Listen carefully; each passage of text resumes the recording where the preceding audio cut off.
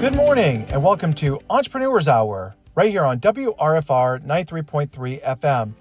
Every week on Entrepreneurs Hour, we dive into stories of triumphs, challenges, and lessons learned, highlighting how local organizations and individuals are working together to foster a thriving business ecosystem right here in Knox County and beyond.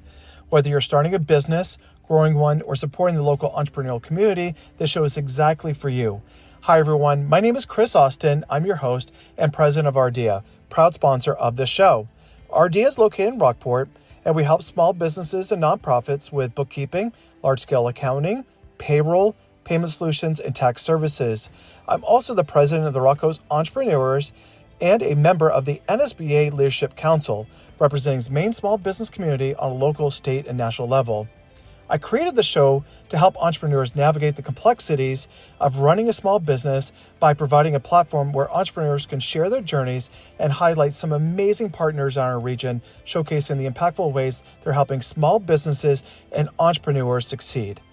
Let's learn, inspire, and support one another as we continue to build a stronger small business community together. Now, let's get started with today's show.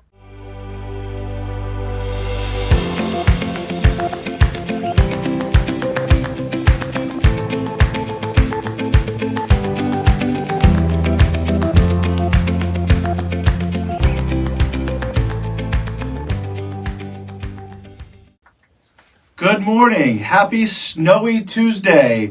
Good morning again. This is Chris Austin with Entrepreneurs Hour.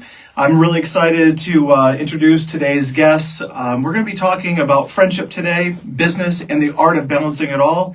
Our guests today, Larry Oakes and Jason Rantala, are two entrepreneurs from Spruce Head who have built successful businesses while maintaining a nearly 30-year friendship. So first, I'd like to introduce, Larry Oakes. Larry and I know each other very well. He would also be my father-in-law. And so Larry's entrepreneurial story began as a child, filling bait bags for pennies. Today, he owns a thriving business known for auto repair, towing, collision repair, and classic car restorations. And we also have Jay Rantala, owner of Swell Years, Deluxe Motorcar detailing. Jay transitioned from the military into working for a couple of different employers, including someone here in our show today. Worked for the state, Ferry service, and he had a nice little side hustle going, and eventually turned it into his own business. And so he basically went from having that support of a day job to going out on his own. So, gentlemen, good morning, and thank you so much for coming on. Good morning. Thanks for having us. Absolutely. So, Larry, we're going to go ahead and get started with you. As we mentioned in your introduction, the entrepreneurial journey started early with those bait bags, and I know it's right there in our neighborhood, I'm sure. Sure. I just want us to have you tell us a little bit about your journey. And I know that you went from doing that to you had one job and you were like, I want to have my own business. Well, as a young kid, I didn't have a lot. My parents done the best they could for us. So, when you had an opportunity to make a couple of dollars here and there, it was always nice to have a little change in your pocket. Mm-hmm. So, bait and bait bags was my first career. I guess you could call it that. As a kid, about 10 years old, and we used to do them for a penny a bag. It was pretty crazy, but made a few dollars and mowed lawns and shoveled driveways in the wintertime and all that stuff. And then as I got older, I went on to do a little carpentering with some of my family, my grandfather and stuff, helped along the way, and went into the carpentry business and Park Street Laundromat. Done a lot of work there over the years and took care of Mr. Flint's apartment buildings. I think he had at the time 14 buildings. So wow. It was a handful all the time, and then finally stepped out a little further. And during the late 80s, the economy kind of went down, and I told my wife, I said, I've had enough of this, and had a little money invested in some jobs that we couldn't get paid for, never did get paid for, but that's, some of the bumps in the road when you're self-employed, mm-hmm. and you're going to have ups and downs. So I decided to chase my lifelong dream of automobiles, and here I am today. Started Automaster in 1991, and here I am getting right on the edge of climbing out of the truck, so to speak, and slow down a little bit and let my daughter take care of it. So it's been quite a journey. It's been a lot of ups and downs, and there's things that you can do some people you can't please whatever you do, and then there's other people that think you're God. So it's a long ride, and but the only thing I guess I would like to tell anybody is that if it's something you really think you want to do, follow your dreams and put your heart and soul into it. And I had an old gentleman years ago when I was a young man told me, he says, you know, if you really love what you do, you'll never work a day in your life. I don't know if I agree with that, but I work pretty hard. I'm almost 70, and I was in Medway, Maine yesterday towing. So, 275 miles behind the wheel in the afternoon, and so it's been quite a challenge, but it's been fun. My daughter runs the office now and takes care of the business end. I got some pretty good guys in the shop, so we have a great following. We love our customers and have a great time with everybody when they show up. So take the jump. If you want to build a business, take the jump and do it. You'll never regret it. You really won't. Great advice. Jay, I know that you got an incredible journey yourself, and as we discussed, you have your own business now, and I'd love for you to tell us about how that transition from going from the military and how you got to this point in your life. Sure, absolutely. Like Larry, first of all, growing up in Spruce Head, filled bait bags, rode the stern of every lobster boat down there, do whatever I could to make money to be self-sufficient. But again, in the mid '80s, when I was getting out of high school, it didn't really seem like there was a future on the water at that point because fishing was kind of not so good. So it looked like, well, I got to make a wiser career decision. So at least for the time being, joined the military, for 4 years, and thought I'd give that a go. And kind of by accident, it turned into 20. I can't say that there was any intent for it to become 20. It just turned out that way. And I have absolutely no regrets. I'm part of an organization that I'm very proud to have been part of. And so anyway, Larry, when I was coming up on my 20-year retirement date, gave me the safety net of saying, why don't you sit in the office and you'll have somewhere to land when you jump out of the service. And so there I did, and started working for him, had a great time. Now I've always been interested in cars, always taking care of my cars, and Larry and I came together on that basic interest of cars, car guys coming together, right? So he was a guy that knew like the real stuff, like painting and working and turning the wrenches. But I found when I was working for him that I had talent for detailing, and it also seemed to be something that the garages didn't want to do. It was something that was more of an annoyance for them because it's time consuming and they had other stuff to do. So so I went from there and just became on a part-time basis, bought an old truck and filled it up with stuff and went door to door detailing cars as best I could.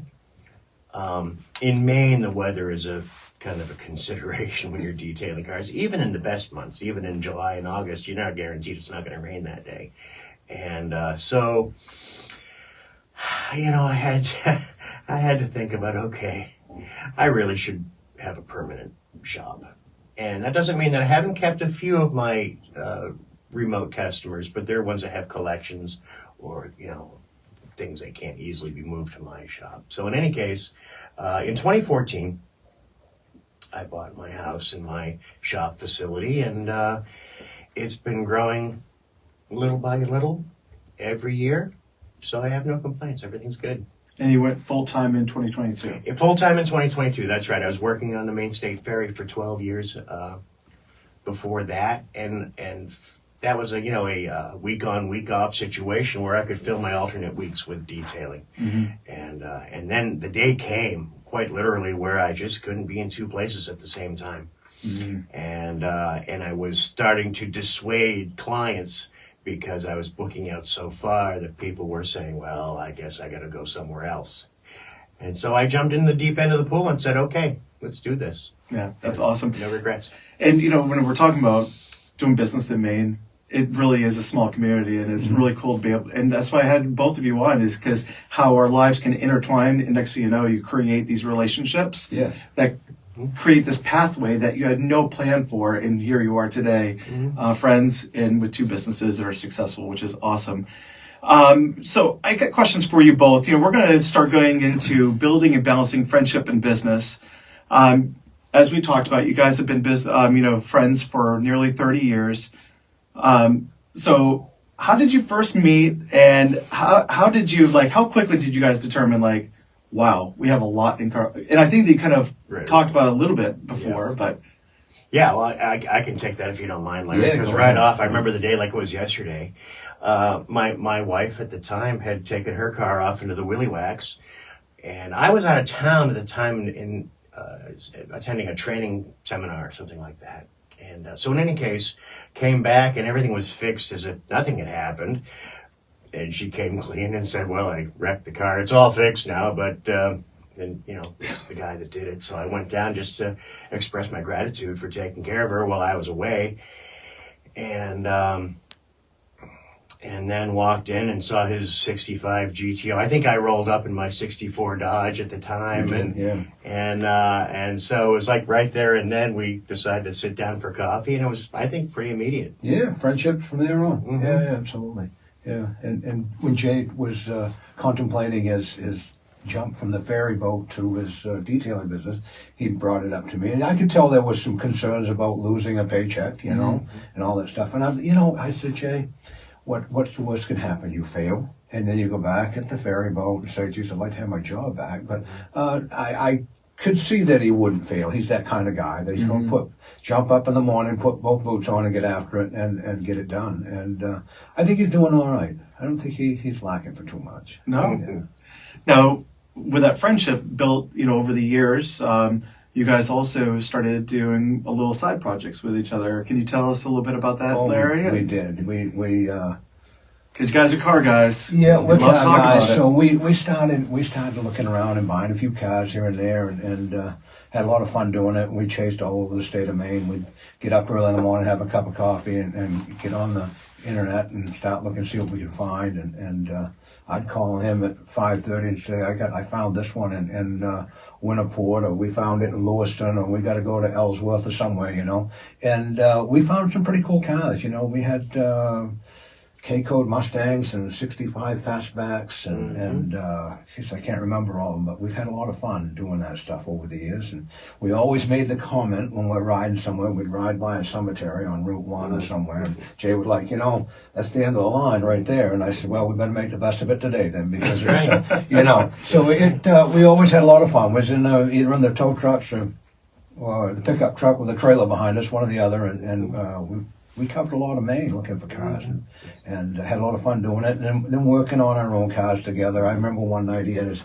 58 Impala, and I think the stars were aligned right and the moon was full, and we had a couple of cold beers and we got on the lift and we got a lot done, and it was it's enjoyable. When you got somebody that you really, in a lifetime, you have a lot of friends, but you only have a few really good close friends. Right. And I lost one years ago, and Jay's been right there through the whole process with me, and I had a buddy of mine that I met when I was 14 years old, and we grew up together. He was so close to me all the time. His T-shirt, he had the Automaster T-shirts, and on the other side it said seat cover on it, because he would be in the passenger seat of the tow truck before I'd be in the driver's seat. And so Bob was a great guy, and still miss him today. Lost him. He had a diabetic seizure behind the wheel and crashed, and that was the end of the line for him. But Jay was there with me through the whole thing, support and all that stuff. It was really cool to, if you got to go through that experience, to have a good friend with you, and knowing that you still have a good close friend. Oh, absolutely. Yeah. I love that story, guys. I love hearing about those things. And, it's, last week we talked with AJ Staples. He was on the show last week, and we talked, and he has built a lot of friendships in his industry and a lot of contractors, but also too, we were talking about how, the risk of doing business with friends is that business interrupts the friendship. So I'd love to talk to, how do you guys balance that and create boundaries? How do you manage that? What's your advice to those folks that are out there that are friends that are Jay and doing I, business? We both now have our own business, so we know everything that comes through the door, when it goes out the door, it has to be paid for. So we understand that. He helped me in the office end, so he saw the dollar value of stuff coming in and what had to go out when it went out the door, what we had to get paid for. So you have to weigh that, especially when you get a close friend that, they understand it well, like Jay and I, we understand how this works. But then you get other ones that, they're friends, but that's a little pricey, I said, well, maybe you should go buy a tow truck and pay the insurances and everything and come back, let me know how it works out for you. But, it's a balancing act that you have to do, so.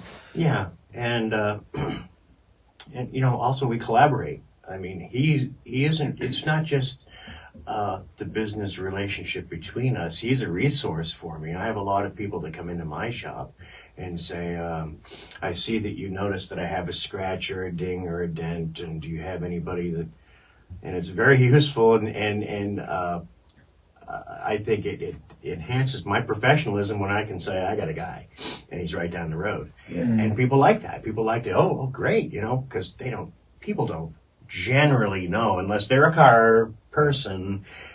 People aren't fixed on a mechanic. Right. I don't want a detail. Right. He does. I don't know what's wrong with him, but he likes doing that, Well, I'll tell you, and that's the other thing about detailing that I really, that was a real hook for me, was that in his business, in aspects of his business, you can run into adversarial moments where people do not want this unanticipated, unplanned, unbudgeted for repair, and they can get hostile. I saw this sitting in the front desk at his shop, and all you can do is say, Yeah. and I've often called myself the ice cream man or the florist of the auto industry, because it's a completely discretionary purchase that people are buying to make themselves feel good. Sure. And so when you reveal the car at the end of the day and they walk in and they smile and they say, it looks like new, that makes my day. Mm-hmm. Yeah. I mean, they do say that, like going into your auto repair place, it's like going to the dentist or go to the veterinarian. It's like, how are they going to stick it to me today, right? I mean, but the reality is that, and I know that you guys have worked really hard on that perception, and and you have a loyal client base, and so was expand on that. Like, obviously you guys are creating these loyal client bases. What's the secret to that? Well, you got to be upfront with people and say, look, I'm not going to put anything on your car for parts and repairs that I don't have to. If I find something that I don't like the looks of, I'm going to call you and I'm going to let you make the decision. I'm going to make my recommendation what you should do, but it's your discretion of where you want to go with this. And over coming up to 34 years in business, people have a tendency to say, well, maybe he knows what he's talking about. He's survived it all these years. And I'm not looking to take any money from you that you don't need to spend. And it's the same in the towing business. It's, how can you charge all that money? Well, let's stop just for 1 minute. And like I said earlier, go buy the trucks, insure them, maintain them, register them. Insurances are crazy today. I never in my life, in 1991, well, we'll go back like 3 more years, I cut all the wood to build my shop. And I said, well, I'm just going to start off and play my thing and do what I want to do. And then I grew and I needed employees. And then, workman's comp, unemployment, social security benefits, insurances, and everything you can think of. Then you buy tow trucks. And it just blossoms into this massive amount of money. I never in my life thought that I could ever pay the kind of money I pay today to operate a business. Maine is not a super friendly place to build a business. You have to really pay attention. Things are very expensive, and I think now pretty much throughout the whole country, insurance is just out of range. And I have a big tow truck, a 40-ton triaxle, and that's $1,100 a month for that truck for insurance. That's just one. I have 4 trucks. That's just one truck, $1,100. That's before we turn the lights on and put all in the equation, and you have to walk through it lightly with your customers because you don't want to lose them. Right. I've had more. I don't know. I look back. I can't tell you how many customers I've had over the years that are no longer with us. And you say, well, you lose clientele base, but then the new ones come along. They're moving back, and so it balances out. And you just have to really handle everybody with kid gloves, like Jay said, and do your best. Yeah. Jay, like like to get your perspective on this too, but also too, I think you do a lot. Well, I know that you guys have a great relationship with the Owl's Head Transportation Museum, but I know that you spent a lot of time there and you built a lot of clientele or a lot of great relationships. So can you tell us about how that has helped? Sure, absolutely. There's just, networking. You can't say enough about just getting the word out, not just through advertising per se, but networking with like-minded people. And getting the message out there. So again, being a car guy and an antique collectible, sort of car guy, being at the Owl's Head Transportation Museum was a great leg up for me. At that particular time that I spent most of the time there, I was working on tugboats, which were 2 weeks on and 2 weeks off. So I had 2 weeks of free time every month to go there, and I was there a lot, driving the Model T or being a tour guide, around the museum for guests, and I really enjoyed that and learned a lot, not just about the cars or the physical thing that is the car, but the whole history behind our culture and how it connects with that. So in any case, it was and I maintained their collection as well from a detailing standpoint when I spent more time there. Regrettably, with my business being successful, I've spent less time there than I'd like to. But anytime I get the chance, I like to go there and help out and take a little duster or a rag and a bottle with me and help them clean their collection. So just getting to know people that are into it, and word spreads. Mm-hmm. Because they have their big annual auction, and you guys have played a really critical role in some of those. We do, yeah. So can you tell us let's talk about that a little bit. I get phone calls that you just can't imagine that things have happened. And we had one that's 69. I remember it. Cougar RX GT. It was a pretty rare car, like one of two left on the planet with a 4-speed transmission. Yep. It had a 429 Ram Air Cobra Jet that was a half-year thing. They ran out of motors and boom, boom.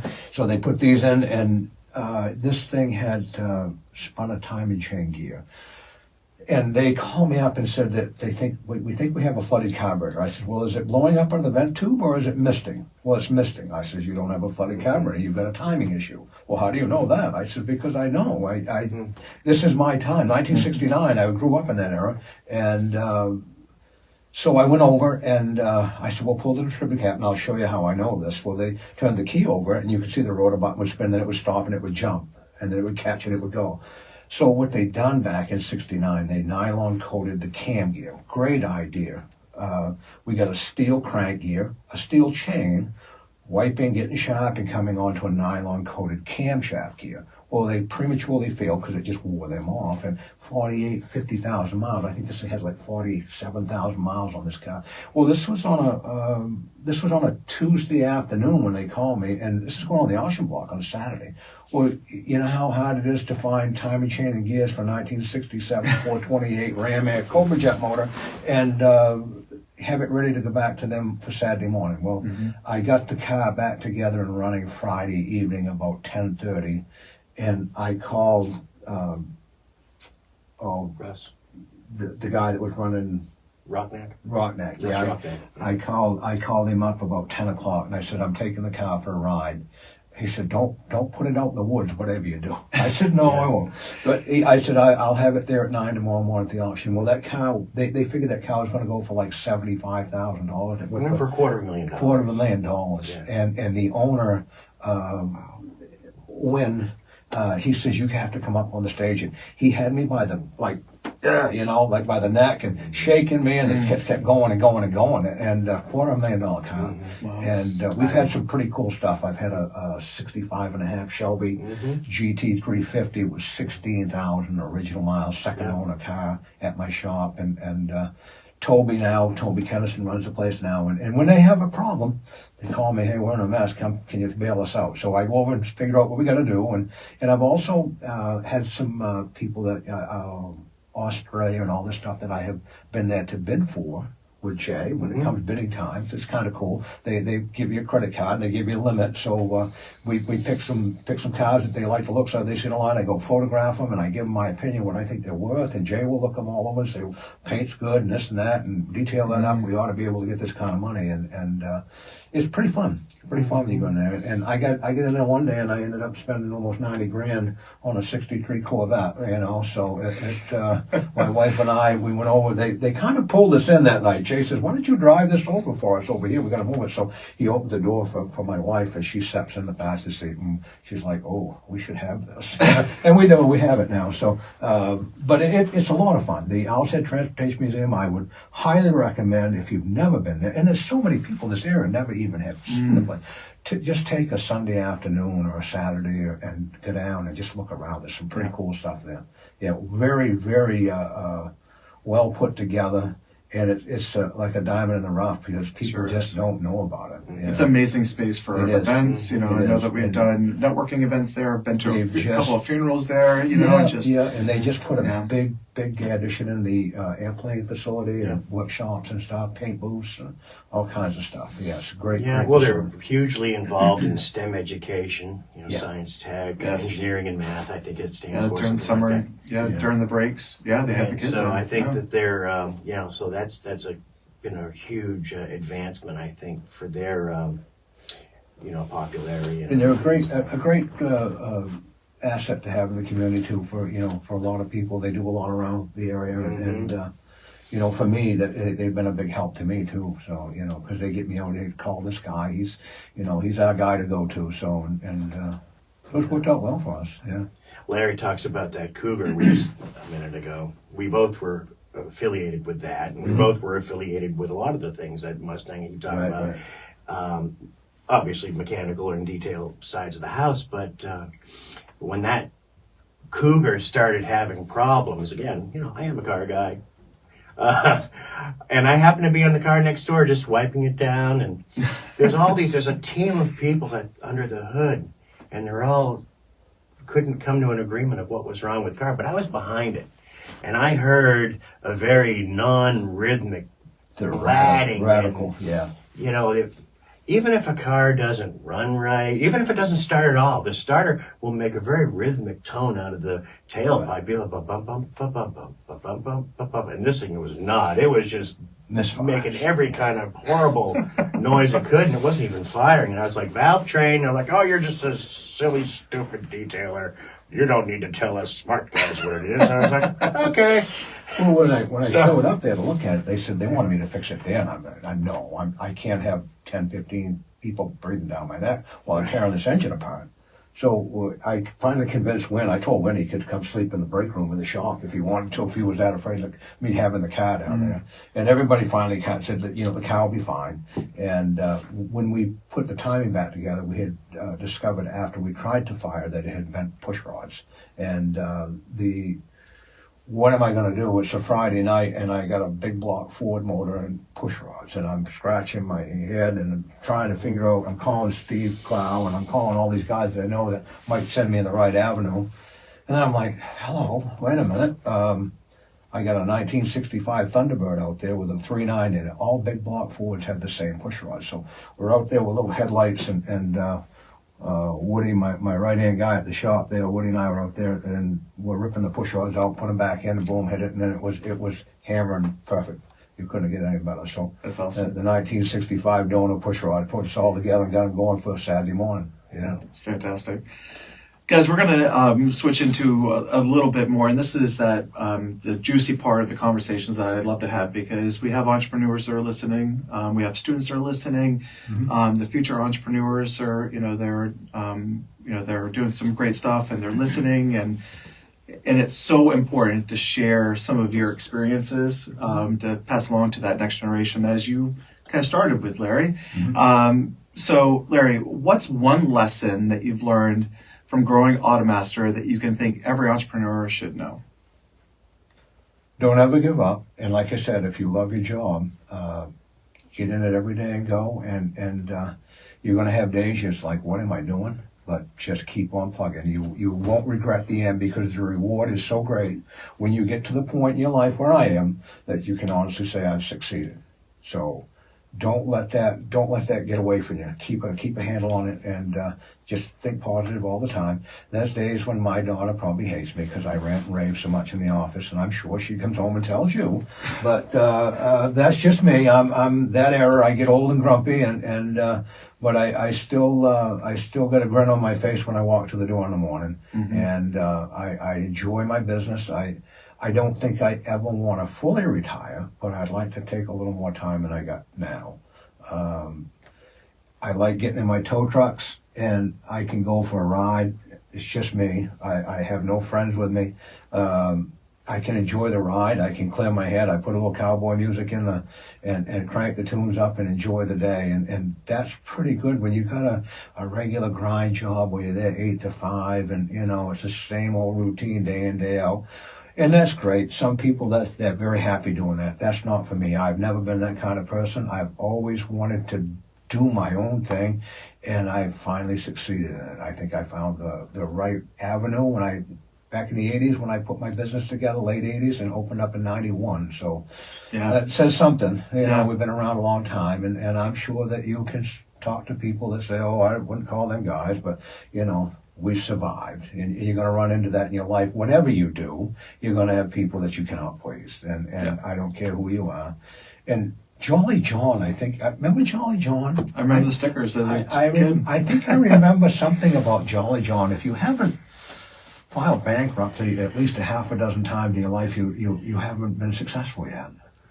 And I think I remember him saying that. I almost think that was some quote that he put together somewhere. So how are you doing on that? Huh? Right. How many times have you? I haven't. You got a ways to go then, I guess. That was I don't know where he came up with that, but I'd like to just it's when we look at business models, everybody says they think that businesses fail within that first year, but statistically it's actually that 10 to 15 years when businesses fail is because they kind of plateau, and because they go from zero and all the way up, so they get that rush of like, I'm growing, and all of a sudden they plateau and they're like, what have I done? I'm not growing anymore. But from where they started and where they are today, they're highly successful, but they start to get burned out, and next thing you know, they're doing that. But Larry, you're over 30 years, and the business is continuing to grow. So how have you been able to?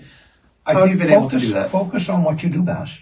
Mm-hmm. I know a lot of guys that have been in the same trade and dabbling too much in this, too much in that. Focus on what you do best, and I think we kind of strayed away from the crash work. The insurance companies they don't want to step up to today's standards. I mean, in this day and age, $65 an hour, you can't survive it because everything is grown and blossomed so big. Wages are high, insurance is high, heat's high, electricity, tax, everything's going up, and it's like AAA. AAA is great for you, but not for me, because I can't turn a key on for less than $75 in one of my smaller trucks. I got to have at least $75 to snap the key on. The fuel cost, maintenance, insurance is there again, and so like I give AAA up over 20 odd years ago because I sat down, and my wife worked for a really large organization, and she was smart with the numbers and took care of 6 facilities for them.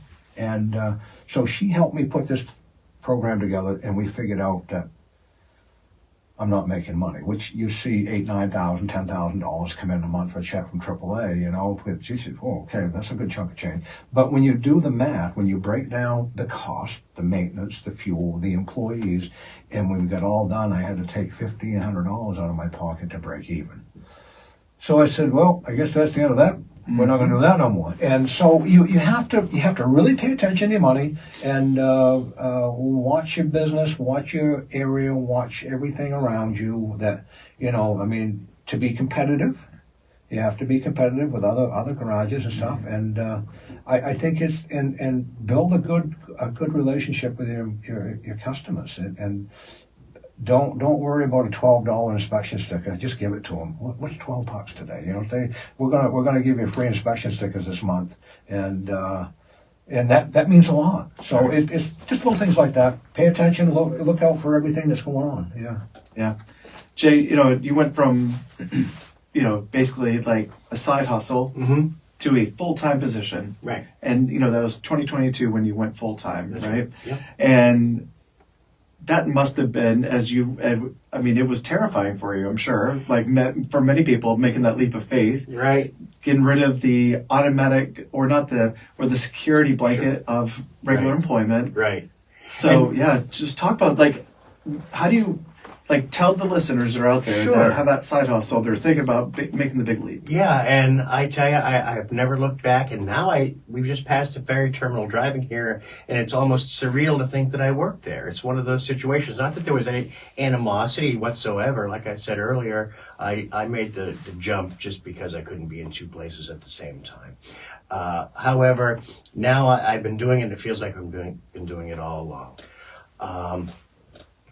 So, now the difference, I think, with me compared to Larry. Larry has so many high expenses and a big crew and lots of expensive equipment. I'm an owner-operator by myself, and I have to price things, unlike a service shop, I have to price things. I have to find a sweet spot because it is a discretionary purchase. I have to find that number that someone's going to be willing to pay for something as, not flippant, but, is luxury thing, that detailing is, because it doesn't mean their car's not going to be on the road. They can manage another day without it being vacuumed or washed, and they can run it through the car wash if they want to. I have to recognize that people have options like that. And so I have to price myself, and I've done so, I think, by being one of the only detailers that is straight ahead hourly. I'm hourly no matter what I'm doing. And then a 10% surcharge on my invoice for materials, and that's it. That's how I go about it. I think it's the most transparent way to go about it. A lot of my competitors, or colleagues in commerce, as I should say, have what I call menuized pricing, or fixed rates on whatever service they're providing. I just go hourly. And, try to find that number that somebody's always going to be willing to pay, whether it's, no matter what, no matter who they are. Right. And if you don't mind, just to elaborate on what Larry was talking about, things I've learned, one thing I've learned is never be afraid to learn. I mean, it's a nonstop learning process. I'm always trying to find out what the newest and latest is and offer that service so that I'm not the guy that's left out in the cold when everybody else is doing something that's new and hip and, the talk of the town. I have to be right there also. There's a lot of technologies that change in the world of auto detailing, whether it's various coatings or who knows what, skill sets. I say I've been doing this since 1982, really. That's when I had my first car, and I've had a bottle of Armor All and a rag in my hand ever since, trying to figure out what the best way to go about anything, because that's the one thing I've consistently done with all my cars, even before I was in business, was keep them shiny and pretty. So yeah, never be afraid to learn. Always, don't have too much of an ego that you think you know everything, and even if one of your competitors is doing something, let's see what that guy's doing. How's he doing? It's okay. It's perfectly okay to see how that guy does. Competition is a wonderful thing. Yeah. If you're all by yourself, you become stagnant. You get comfortable. You get comfortable, and next thing you know, misery comes in. You can't idle let you minds get and all that. hands, right? Complacency is a... Yeah. Yeah, guys, it's one of those things that when I always talk about this segment, I always like to put in that question of, what would you give yourselves if you could just right now go to a time machine and whisper into yourself, into your ears, your own ears? What would you tell the younger self? Like, basically, what's a do-over? Yeah. Well, that's a good question. I probably wouldn't change a whole lot. A couple things I won't talk about. No, I don't know if I'd change much, really. I've enjoyed my life, and I've done as I wanted, pretty much. I've been pretty much self-employed. I had a great job with Bill and Louise Flint, Park Street Laundromat, and they would leave me a note, and I would fulfill the note, and on Friday I had a check. I hardly ever saw them. They give me a brand new Dodge pickup truck with a key and gas cards and say, use it like it's your own. and plow the driveways and take care of stuff. So I mean, I don't think I would change a whole lot. Not really. Yeah. No, exactly. And I'd have to say the same thing, and it isn't. It's not the lazy way of getting out of the question. It's because I'm getting to be an age where I'm realizing that all the stepping stones on my journey have had a purpose, even though I think, or I have thought at some point, this doesn't have a purpose. Why am I here? They did, and an example of that is just last week, I'm minding my own business in the shop and I get a phone call from a Coast Guard buddy I haven't seen in over 40 years. And he happened to be at the Tradewinds. And where are you? I know you're in Maine somewhere. Are you around here? Yeah, you're 7 miles down the road. So we got together. Later in the day, we had dinner. And there was just like, this is one of those moments where you realize that, you make connections with people in all these various, moments in your life that are meaningful, and we're supposed to be there all along. Because when we got together, it was like, those moments when you get together with old friends, and almost like no time had passed. So that was one of those things. And of course, naturally, where I'm at now with my fantastic family, and doing pretty much what I do. I fall out of bed and walk 20 feet to my shop. That's all right. Mm-hmm. That might have been one thing I want to change. A ride to work. Yeah. Yeah, I'm the same way. I don't get long to drink my coffee on the way to work. Right. So no, I'm good, and I think that everything does happen, for a purpose in the greater. Like I said, I'm old enough now to see and have enough nostalgia or whatever, enough to be able to see, this all kind of fits. Yeah. There's some wisdom, guys. That's awesome. Yeah, because I would say, that a younger generation, they're very critical of themselves, and people have a lot of regrets, and it's really refreshing to hear that no regrets there. Like you guys, you're here, you just trusted your journey. You got to keep your chin up all the time, you really do. And self-esteem is very important, and you'll make it. If you set your mind to it, maybe there was something to that saying about, if you love your job, you'll never work another day. But yeah, I don't know. Yeah. But if you really truly have something in your mind you want to do, we're only here for a short time. Do it. Take advantage of it, enjoy it, and do your best. That's all you do. Yeah. Now, guys, one of the things that we touched on a little bit last week, but something I really wanted to talk more about, and that's the succession plan for small businesses. In my world, I support a lot of businesses. If it's not, credit cards, it's, the accounting and payroll and all that fun stuff. I've seen a lot of attrition of my clients, not because they don't like our services, but they're just closing their doors. They're not even selling their businesses, and they're not transitioning their business. So those succession plans of the past, where it used to be a generational business, like it's that this current generation is almost putting a stop, saying, no, I want to create my own pathway.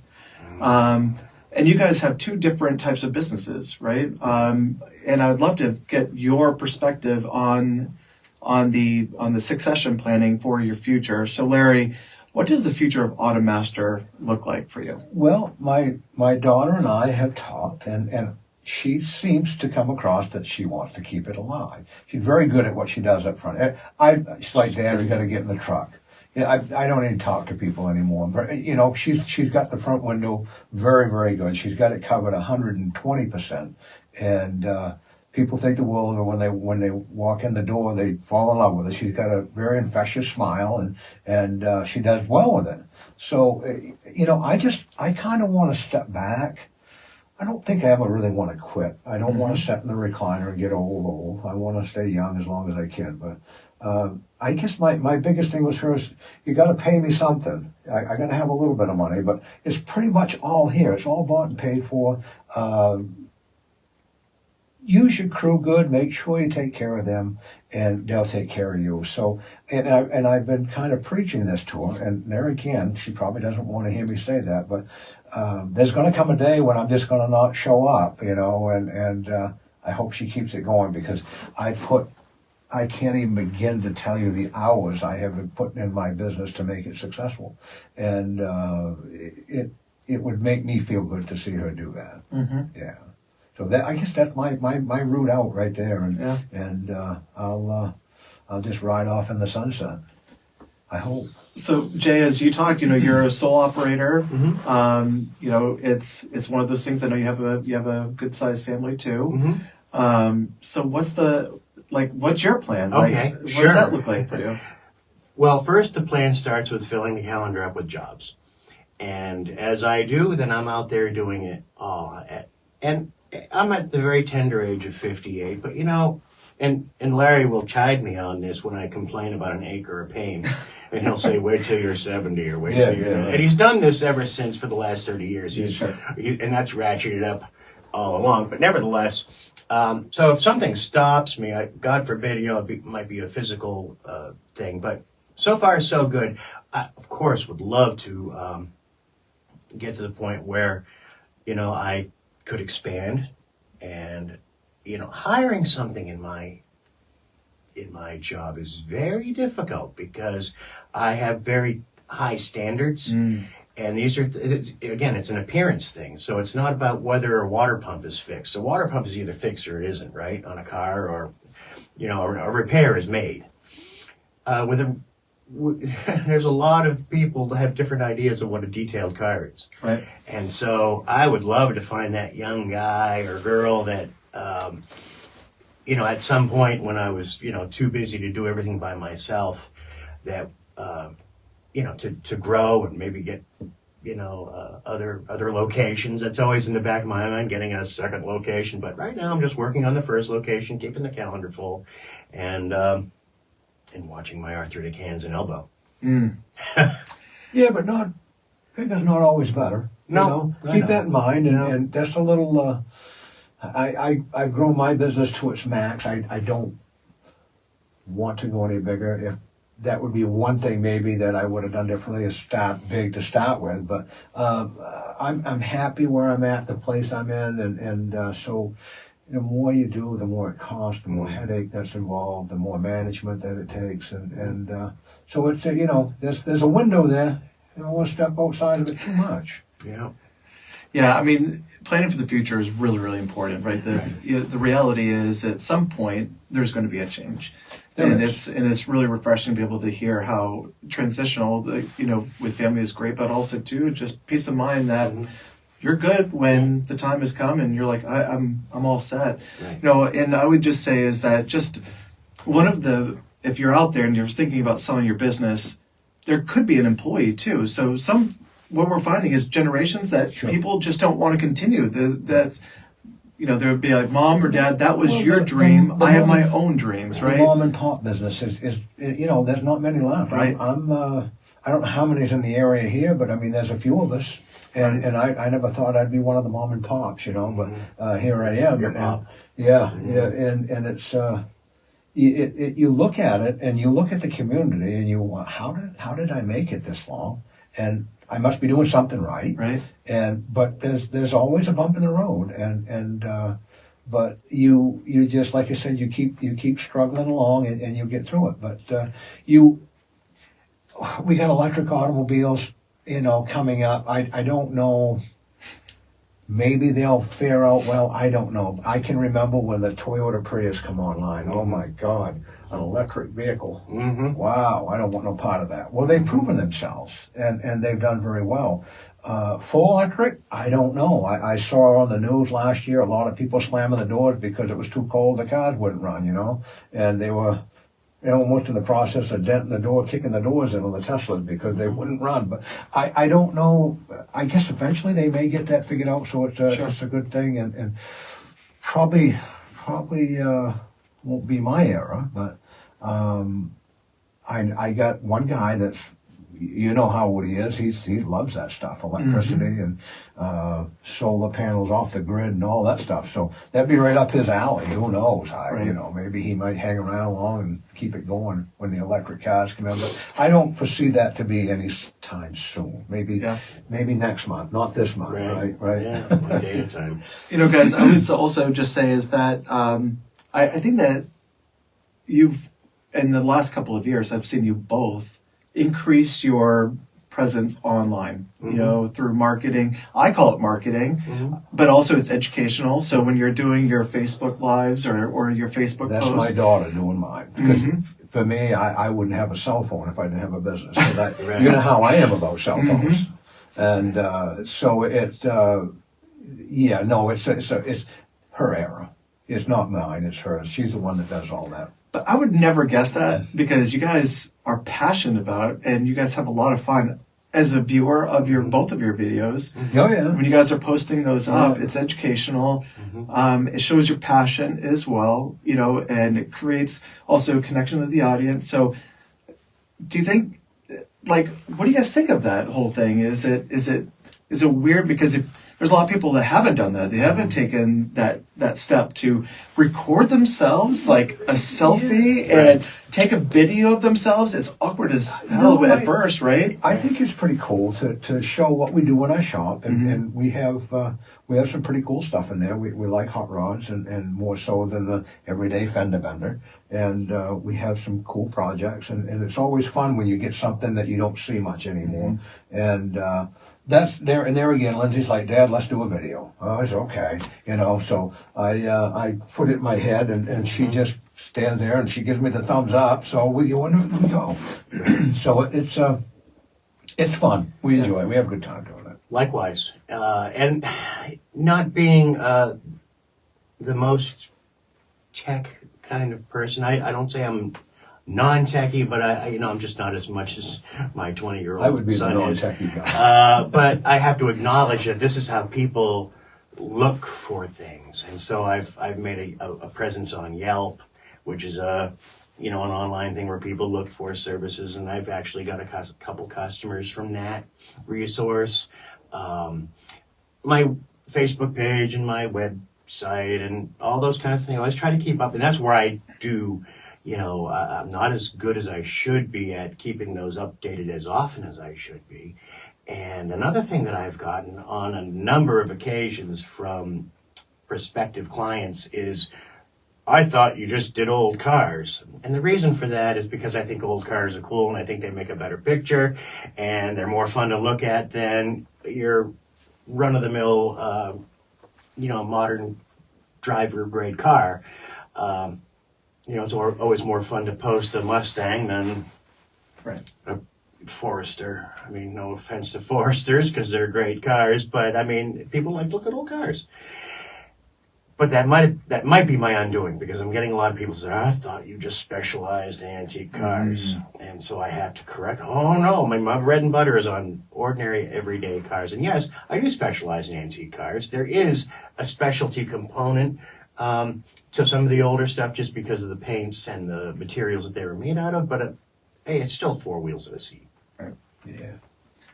Well, guys, I would just say is that it's been really refreshing to have you on because you guys have had a great perspective about balancing, your friendship, having businesses, having no regrets, enjoying every step of your journey. Yeah. It's been very, very refreshing, and I just want to thank you. But what I'd like to do now is just have you just tell the audience how they can find you, like the areas of of work that you can help people with. This is that time where you can actually share a little bit more about your business. Yeah. Too. Well, this time of year right now, the snow's falling, and yesterday was a busy day. We had a oil truck stuck, and I'm in Medway, Maine, and so it's Automaster Collision Center at yahoo.com. You can call us 24/7, and we'll get a truck to you if you need a tow. Doesn't matter if it's a little car or if it's a trailer truck. We've got a truck to fit them all, and so it's in the shop area, full-on repair. Brakes, engines, transmissions, rear ends, paint, body, tires, batteries, anything you need. If I can't do it, I'm not going to say it can't be done, but probably I'm going to have to look around a little bit. Yeah. Okay. So, but other than that, just at Automaster Collision Center, yahoo.com, and check us out. Come see what we do. Stop in. I've always got some coffee going on. I'll run you through the shop and give her a nickel tour. We got some pretty cool hot rods in there and cool projects going on all the time. And dooryard full of bent up metal. So, Yeah, and you have some students coming, I think. we do have the Volk School bringing some kids down here this, I don't know if it's the end of this month or first of next month. Coming right up, and I guess we got a couple different groups coming in, so we'll take them around and show them what we do and how we do it, and you probably a lot of people watching the show see my tow trucks around. They're pretty unmistakable, you know. I mean, you just you know, when you see them, you're like, well, what's that thing? You know, it's like a freight train coming at you. But we build them. We don't buy them. We build them. That's right. My newest truck was 2000. Yeah. Wow. And I just keep them alive. I don't want new. I don't want electronics. I don't want that fuel.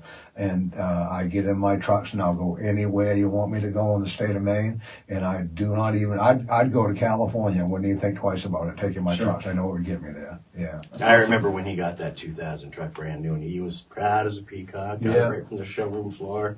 I took my dad with me. I can remember this date. It was Washington's birthday, 1999. Yep. Brand new 2000 International flatbed. Yep. And diesel fuel was 99 cents a gallon. And my father looked at me and said, geez, boy, he says, you're going to spend a lot of money on this buying fuel, 99 cents a gallon. Well, my big one right now, COVID, it was like $1,300 filling it up. But right now it's about $700 to fill it up. Wow. Yeah, so. AJ, how can people find more about your business? Sure. Well, of course, they can call at 390-0348. That's the phone that's on my person all the time. SwellYears.com is my website. And I also have a Swell Years Facebook page. So there's three ways to, and again, Route 73 right in Spruce Head. You know, hard to miss, right there, right on the side of the road on Route 73 coming into Spruce Head. So yeah, by all means, stop in and visit. Let's talk. Call, whatever you like. Awesome. Yeah. Thank you. Gentlemen, thank you so much. Just in closing, again, thank you guys for coming on the show. Just a couple of things I just wanted to be able to share with the listeners and our viewers on Facebook. First, you know, as many of you may know, I'm very, very much involved with our local chamber, and some pretty sad news came out yesterday that our chamber is closing. I would just say is, we have an amazing business community that's not giving up on this, and we will rebuild and we will re-energize, and we'll have a very relevant organization in the near future. It's not goodbye, it's we'll see you soon. Right. And just please be patient, and if you want to get involved, please do so. Next week, it will be my last show of the year, and it's going to be talking about the top 10 things that you should have on your checklist to go into the next year as a business. So it's kind of like what should I do? Like, what should I be looking at? What should I be reviewing? And so we're going to be doing that next week, which is an educational series. So we're going to try to do that more often. Starting in January, we're going to be going, and I think it's probably going to be towards the end of January, but we're going to go to 2 hours. So we're going to have Entrepreneurs Hour. Yeah. And then we're going to kind of go into a business news segment where we're going to be reporting on, just some things that are going on. Maybe introducing brand new businesses coming, announcing ribbon cutting, just doing our community work there. So make sure that you tune in next week, 93.3 WRFR.org. You could go to that website, you could live stream us, or you can go to our YouTube channel. Thank you, everyone. Have yourself a wonderful day. Thank you, gentlemen. Thank you.